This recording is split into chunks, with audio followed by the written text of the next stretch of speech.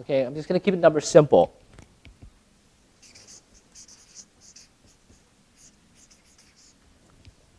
From here, what I do is I normally multiply whatever the ARV is against the number 0.65, okay? Which comes out to be 650,000. And this is the number that I'm going to try to get this property for, all in, meaning with repairs and with acquisition of property. I try to get the property for within this price. Okay? Now, some of us would go up to 70 cents. That's fine. If you want to do that, you have the money to do that, you can do that. As a rule for me, I normally use 6.5. The reason why is because I don't want to use any of my money when I invest. Okay? I use lenders that give me 100% financing for purchase and renovation.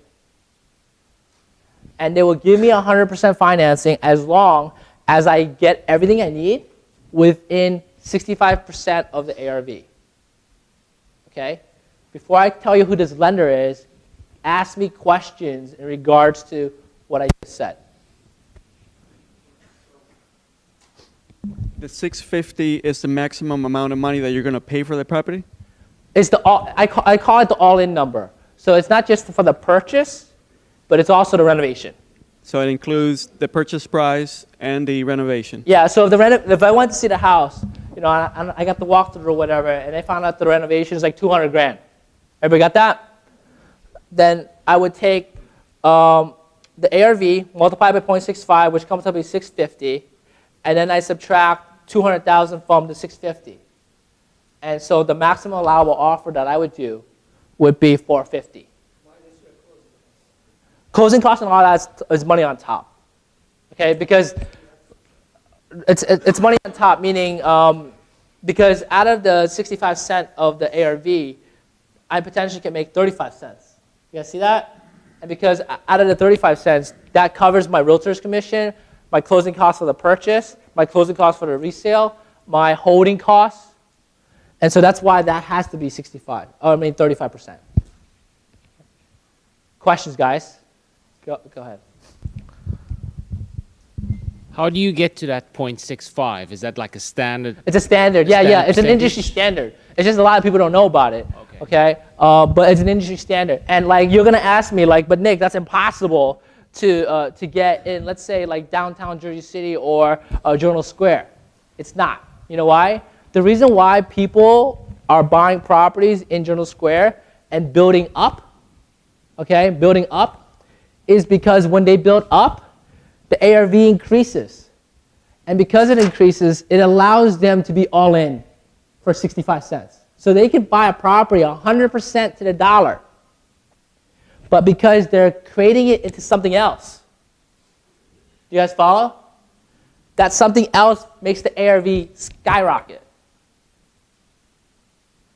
So this also applies to really, really good areas. You can go ahead.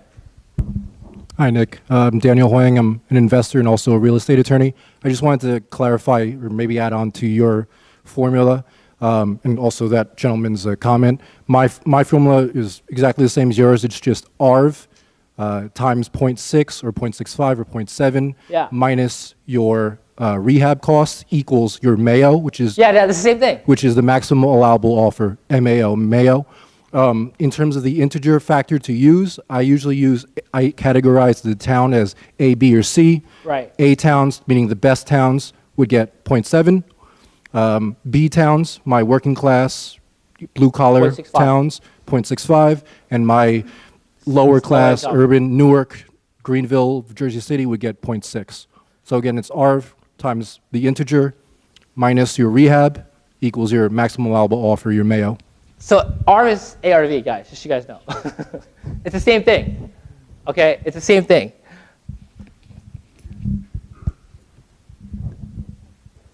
So just to ask you, when you said that, you know, the R value actually skyrockets, can it go down then 0.65? I'm sorry, say it again? When you say the ARV value, if so you are taking something and you're building up and the ARV value is skyrocketing, then does it go down 0.65? Can it go less than that? I didn't hear the last half of the question.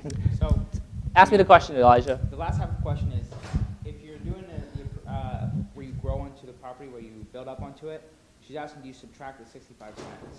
No, No? basically, your cost come down.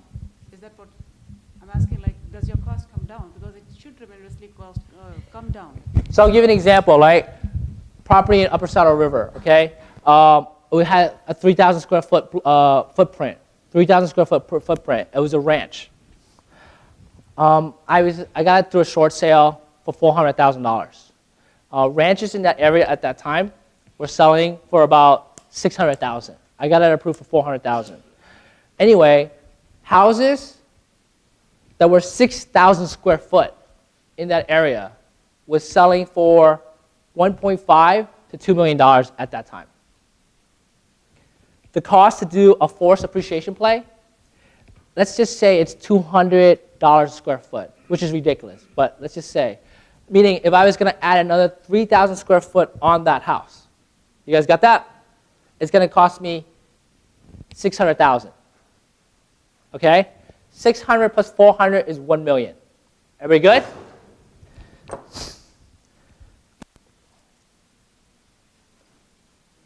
I'm breaking out the calculator. If the property is worth 2 million times 0.65, 1.3 million would be 65 cents a dollar. Everybody got that? If the ARV is 1.5 million times 0.65, 975,000 would be 65 cents a dollar. So I would assume it based on those numbers. And would you do the play? The answer would be yes, because I would only be over by $25,000. And I would still be in a position to make 500 grand. Do you see what I did? Okay. So we would only do these things in an A area. And other than that, we would never do the forced appreciation. But the point is, the standard rule that I use when I make a decision to go bid is once I do my research on the property, come up with my estimate, once I get back to my office, I'll figure out my ARV. If it's in an A town, maybe you will do forced appreciation plays.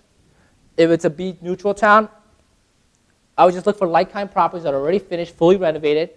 I would also look at carefully how long it took to sell, right? I would always see the velocity of the market, right? I like to see that these things that are like-kind, similar, fully renovated, are selling for within 30, 60 days at the most. And if there's not enough comps, if I'm using MLS and there's not enough comps, I wonder if I even want to go after the property. Do you guys get that? Okay, because if the MLS is where everything is at and there's not enough comps, I wonder if I even want to get in. Okay? Whatever the ARV is, I multiply it by 0.65. Whatever that number comes out to be, 650, I minus the rehab. If the rehab is 150,000, that means my maximum allowable offer would be 500. MAO stands for maximum allowable offer. Any questions?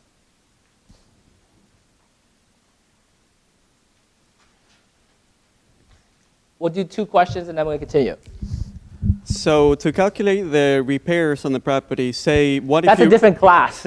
Oh, okay. So say if you run into an issue, you calculate more or less how much you're going to spend, but then say that after you buy the property, you come up with an issue like an underground tank contaminated. You know, how do you go about that? You gotta have to figure out how to make it disappear, my friend.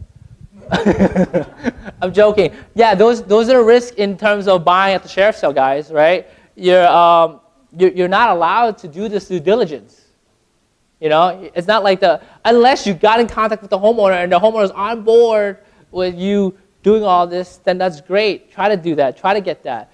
But the thing is, when you're playing at the sheriff's sale, the biggest risk you're going to have is the oil tank issues and foundation issues, because those are things you don't get to see at all. Like there's no way to peek through the window to see the foundation. You know? Go ahead. Would you factor in like a contingency amount for, say? Oh yeah. So how do I do that, right? Yeah. So I come up with my maximum allowable offer. My goal is never to get close to that number. That's my contingency. You guys get that? Like what I'm trying to show you is how to come up with the max. My goal is never to get that close. Okay, so that way if there's some crazy stuff that happens, then whatever, I can eat it. Okay, it's just kind of like before everybody came in here, you might not have even known how to figure out your Mayo, which is your maximum allowed. We come up with that number, but our goal is actually never to bid close to it. Okay. We'll do one more, and then that's it. Okay, and then I'm going to continue.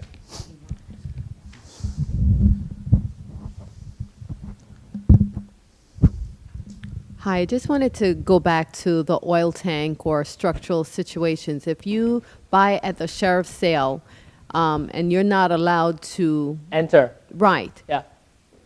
is there an out at all? Yeah, the out is you forfeit your deposit. Okay. Yeah, you Okay. forfeit your deposit. All right. Yeah, so like I'll give you an example. So the last sale I went to, I bought 8 houses. And all I did was I would only put down my deposits. It doesn't matter how much money I have with me, okay? I can pay off the house if I want to. The point is that's not it. I always put my deposits down, okay? And I'm not a lawyer, okay? So be aware of that. I'm not giving you guys any legal advice.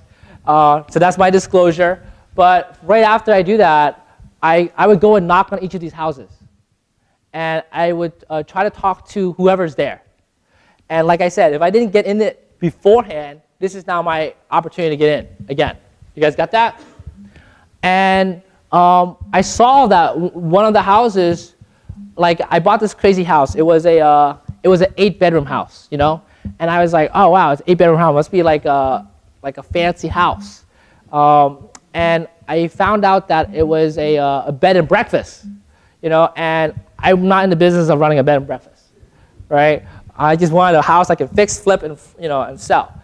Anyway, because the owner was there, he walked me through it, and I realized that wow, this house needs too much work. And so because of that, I didn't close on the house.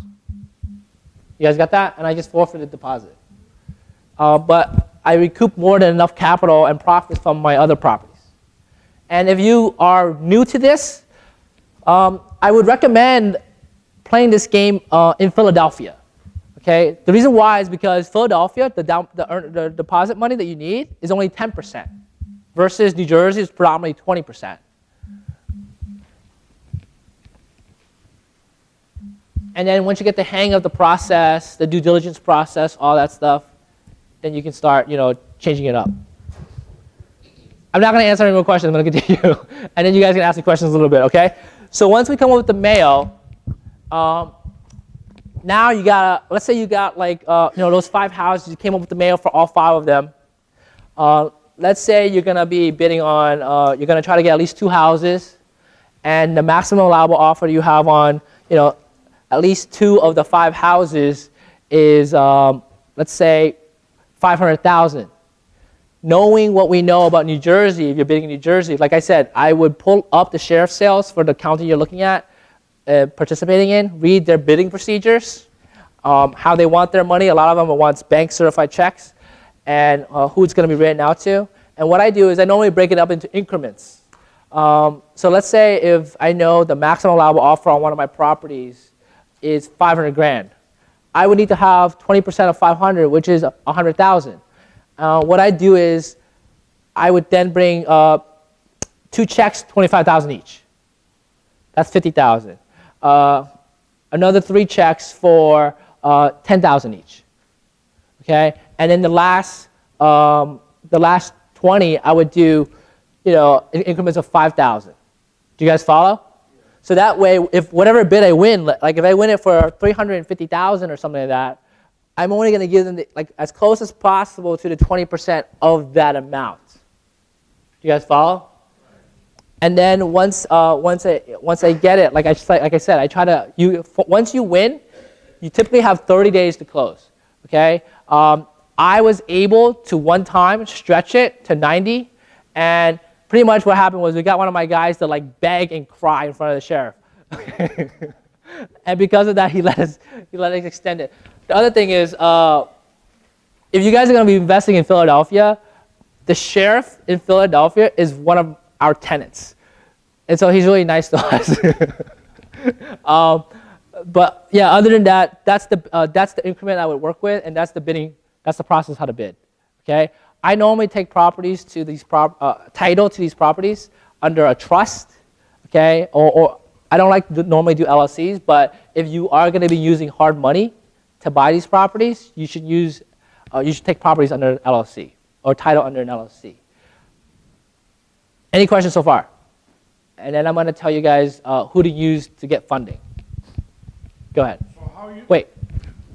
So you said it is an upset amount and judgment amount. How you know what is the percentage for the upset amount? Oh, we're going to get there next. Okay. I'm just talking about up to the bidding procedure. Yeah. How often do these sales happen? How often do these sales happen? Yeah, it's different for every county. Okay, like Morris County is once a month. Certain counties, it's like every other week. And then, like I said, in Philadelphia is a county I play in. Their sheriff sale is like 8 hours long. Okay, you did all this research on your property, you fall asleep, you missed the bid on your property. Okay, it's crazy. So I would look up the guy. I would just Google your county of interest, look up their schedule, and then you can see there. Okay. There was 2 more questions over here, and one over here, and then I'm going to continue. Yeah. Wait. Are there any liens or back taxes on a sheriff sale? Yeah. Well, this is not a short sale. This is a sheriff sale. Okay. I forgot to mention that. Thank you. So what I normally do is I normally do a preliminary title search on the properties that I'm interested in bidding on. Okay. I would call up. So the title company I use for New Jersey is Clear Skies Title. And I would call them up, ask them to do a preliminary title search for me on the few properties that I'm actually interested in bidding on. They'll tell me from that which bank or which position the mortgage is that's foreclosing on, and what to be aware of in terms of liabilities before me and behind me. They normally do all that for me. Clear Skies Title Agency. Just Google it. They're pretty popular. Yeah, so they charge me $50 a search, okay? But they'll charge everybody else, I think, $75. Just a heads up. Go ahead. What will happen if there's something that happens to the property in between you putting down the deposit and you closing, like a fire, or the tenants do some structural damage or something? That personally has never happened to me, okay? And so I wouldn't know how to answer. I would ask an attorney that has done a lot of these and potentially know. There's an attorney that has that ever happened to you before? I've heard of cases where that's happened, and you just have to make sure on each sheriff county's contracts and their fine print is different. You just have to check the risk of loss division in that county, in that sheriff county's terms, basically. I think it's only like 100% risk. It's all on us.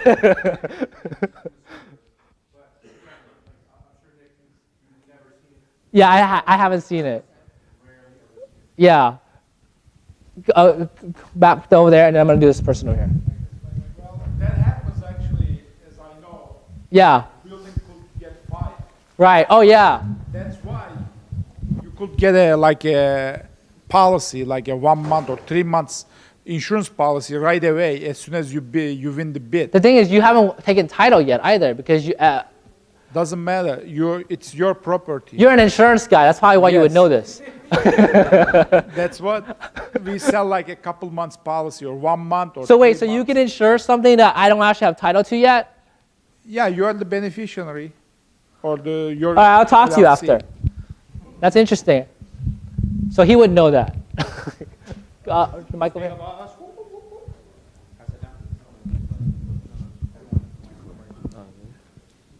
So pretty much, if you put a bid down like 20%, or you win the bid and you find out there's foundation issues, you pretty much lose. It's Okay, so you win the bid. So the question is, if you win the bid and then you become the owner, or you find out there's foundation issues, right? First of all, just because you won the bid doesn't mean that you get access to the house. You guys got that? Okay, you don't necessarily have access to the house yet. Okay, you don't actually own the property until you actually pay off the house and get title.